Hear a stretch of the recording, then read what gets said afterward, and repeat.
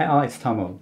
Japan has so much to offer for international film productions in terms of the locations and its unique culture that they can't capture anywhere else in the world. And if you're currently expecting to fly to Japan to shoot some project and getting excited by seeing lots of location photos provided by the local crew, I have a few things that I want to tell you before you get too excited. So here's 8 things you need to know before your first film shoot in Japan. 1. Don't think you can shoot in every location presented. You may be already asking local production to work on researching and presenting possible location options, and many of these locations presented may be exactly what you want to film.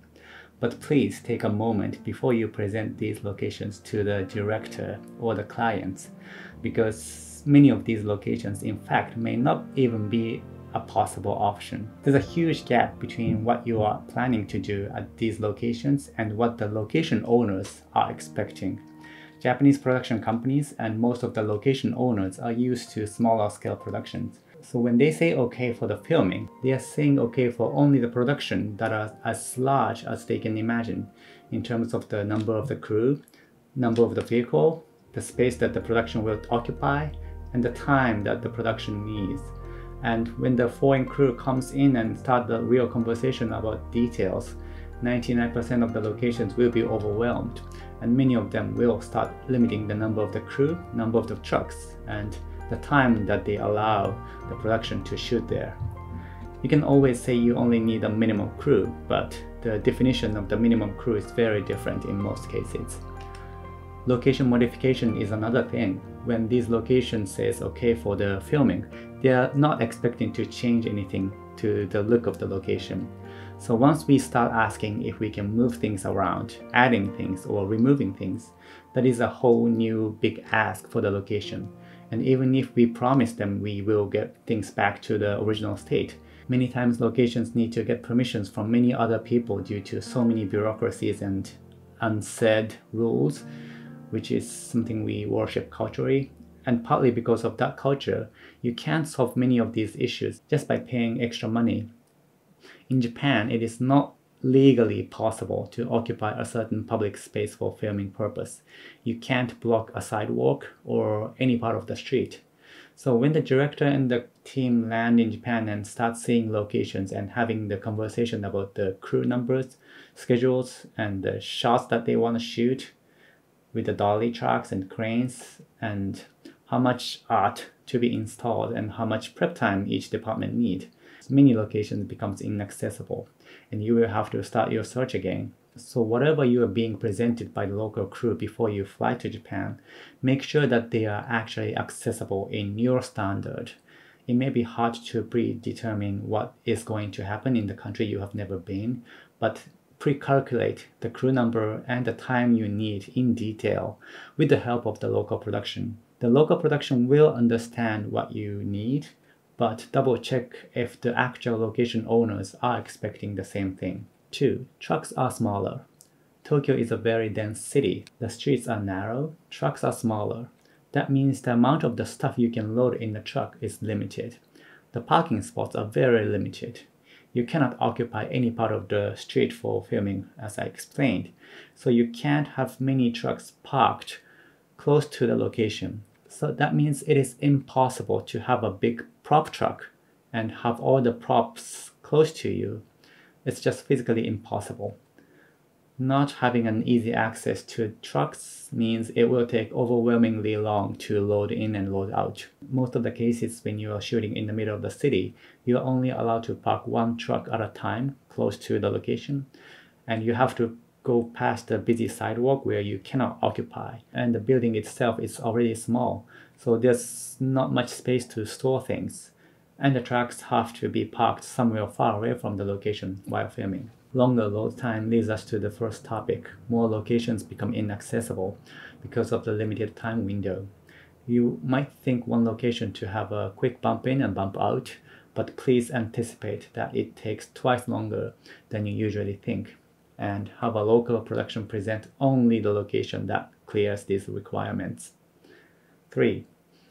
Prop rentals are far away. There are many prop rental shops in Tokyo, however they are all very small, and still small but relatively larger ones are located not in the center of the city, and they are not gathered in one area. They are in all different directions. And in many cases, each shop will have separate warehouse even further away from the city. So just walking into their shop randomly won't give you much, even after an hour drive from the city. That is why shopping for props means something different for us. You have to first check their online catalog, call these shops, and have them send pictures to you. And then you can make appointments to see certain props. The prop shop may need to send a truck to a separate warehouse to bring these props to their shop. And only after that we can visit them to see actual stuff. Sometimes they will allow you to go to the faraway warehouse directly, but still those places won't be available every day. 4. After all search, you will find yourself shopping in IKEA. Tokyo has many interesting furniture shops. However, it is the same case for the prop shops. They won't have something in their shop that you can check out on that day. In most cases, you can order them and wait about 2 to 3 weeks for a piece of furniture to arrive. Even though Tokyo has got so many great furniture shops, none of them will have any piece of furniture ready to be taken out on that day. The only furniture shops where you can walk in and take one home on the same day are Japanese equivalent to Home Depot and IKEA. We have 3 IKEAs in Tokyo. Furniture lease is possible from many retail shops, but only after a negotiation. Most cases you have to first call the proper representative of that shop to make an appointment and go through a couple of logistics and paperwork. It is the same thing here, that it starts with calling them to make sure that they have a piece of furniture in stock and we can in fact release it before walking into their shop. Many production designers who come to Japan get a little confused when they only see the shoppers working from office instead of going out and taking pictures of what they see. It is true that sometimes going out and searching on foot will get you a surprising result, but it is less efficient in this city where what you can see is already limited due to the geographical reason. So both for rentals and purchases, prop search takes longer.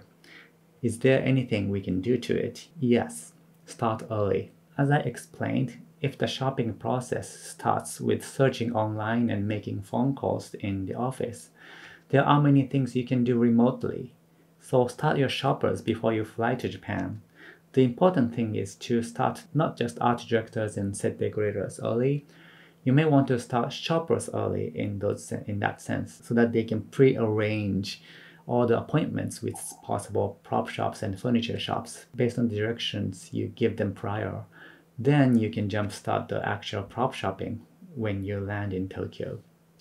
By the way, we do have Amazon Prime here, so many things can be shipped overnight if it's not too special. 5. Set shops won't give you a proper quote until the end of the production. We have very decent set shops, not in Tokyo, but cities around Tokyo, and they do a very good job, very precise, clean, and neat job compared to what you can expect in LA. The scenic artists here are fantastic. However, we don't have as many CNC machines here. We have a few among all set shops, so it is accessible, but everybody is trying to get hold of these same machines, so many times you have to wait in line to use them, meaning the turnaround sometimes may not be so quick. 3D printing isn't really an option in this city. I usually have some printing company in London to print and FedEx it back to Tokyo. It is in fact faster and cheaper that way. Now, this is something important. We do have quite a few set shops here, but we don't have enough competition. It is not common to ask different set shops to bid on the project and choose one of them so that we can negotiate the price with each of them. It is because the industry is so small, hence they are all related to each other. If we ask one of them to match the price of the others, they would rather turn down the job than competing. That doesn't mean you can't negotiate the price with the set shops. We do it all the time, but it always and only happens after the job is completed. This idea of getting discount after everything is done might be hard to grasp, but what you need to do is first to hire an art director who has the knowledge of all these different set shops in terms of what they are capable of, and have him or her choose the best shop for the project. Then give this set shop a detailed blueprint explaining what you want in every corner of the detail, and let the set shop work on it in any means they prefer. Carpenters are very good in general and they don't cheat. So the shop will automatically do the best job in the most efficient way for them. Trying to tweak the way they work and having them to do things differently will only increase the cost in my experience. When the shop does its best and most efficient job, and they know they made enough profit out of the job, that is the moment we can ask for the discount and they will accept whatever the discount they can afford. Now I understand in many international productions, getting the quote approved before we place the order to these set shops is essential. And having the price decided later is not acceptable in the international standard. When that is the case, we just have to try to get it approved with the first quote the set shop gives, knowing that the number is high. That means we sometimes have to unnecessarily shrink the plan in order to get the budget approved. Sometimes the local production do a very good job handling those different standards. Please remember that there's no reason for these set shops to give a discount up front where there's no competition. But at the same time, they are very fair and willing to give you a discount as much as they can, only at a different time than you think. 6. Walls are white. As much as you want to avoid white blank walls for filming, many interior locations in Japan will have white walls.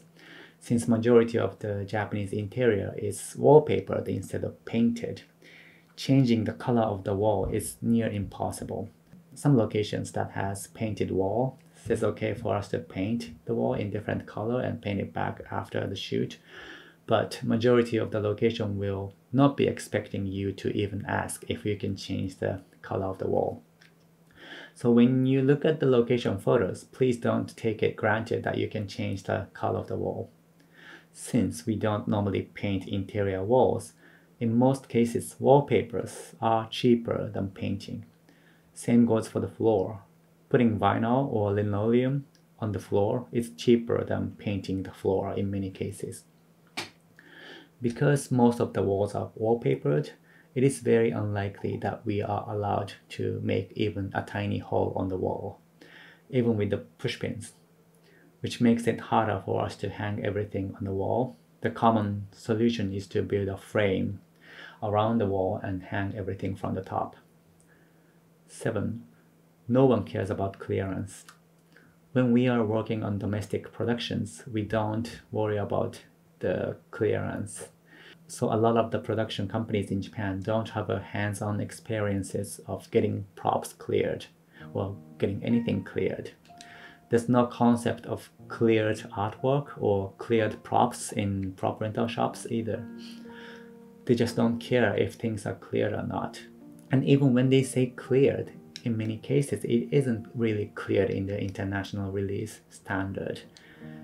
Asking the local crew to simply make sure things are cleared or to get things cleared aren't enough. You need to give them very specific instructions of what the process is, such as getting a signature on which material release form, and the fact that the signature needs to be by someone who owns the copyright, not just someone from prop shop.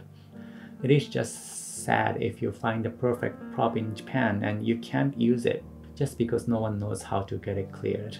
It is possible to get clearance of so many things in Japan. I worked on getting many things cleared, including pachinko machines and vending machines for the US studio films.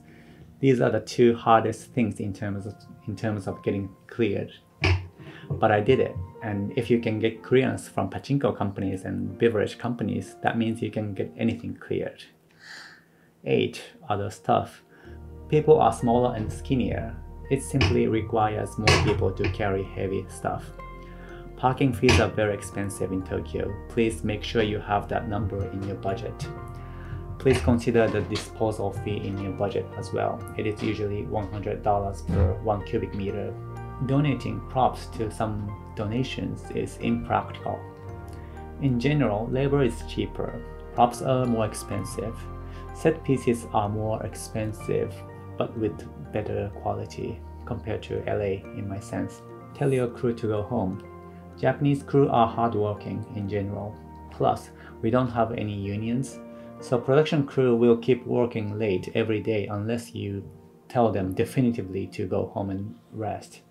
So please let them go home, and you should also enjoy yourself in the city after work. That's it. Thanks for watching and have a nice trip to Japan.